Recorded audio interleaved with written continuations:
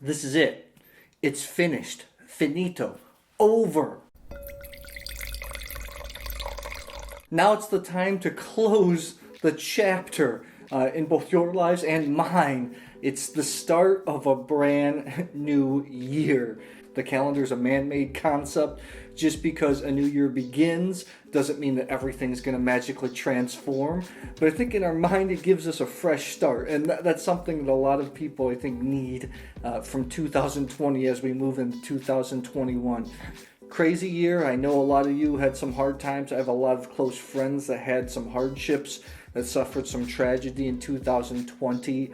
For me, in some respects, it wasn't the best year, but in other respects, it was a pretty darn good year. But I'm hoping that all of us get a fresh start, a clean slate, a little mental break as we move into 2021. I know for myself, the year started off in a negative light. I actually have an article in the description below kind of recapping the year. We started out the year where we were coming off a really big failure in terms of our Kickstarter for Discover Hungarian Wine.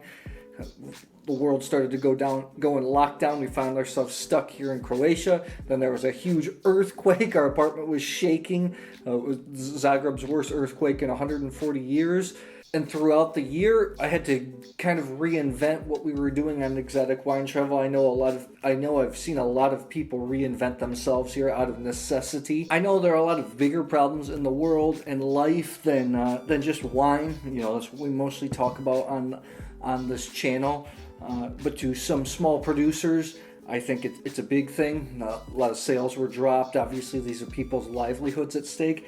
And I think during this time where everybody was together a little bit more, wine's something that helps keep the conversations flowing and keeps us at the table longer with those we love. So in a way, maybe it's not such an important thing, but maybe in a way, to some people, it is an important thing. I usually travel full-time, and that's great, going out into the countryside, meeting with producers, meeting interesting people.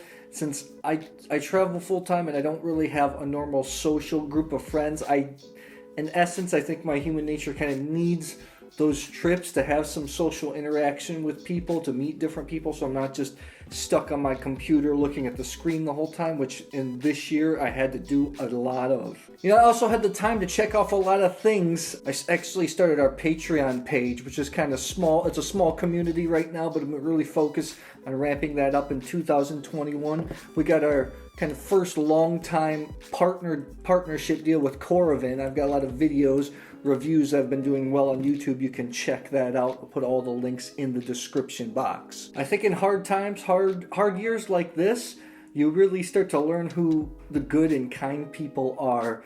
And this year I actually had somebody reach out to us, let us stay in our holiday home in Croatia right on the beach for 3 to 4 months, and I have to say it was an incredible experience because I've been traveling full-time for the last 6 years. To have kind of a home, so to speak, was just an interesting and foreign concept to me. Doing simple things like trimming the bushes, painting the shutters, doing all this little stuff. I really took pleasure in it because I hadn't done that kind of stuff in a long time.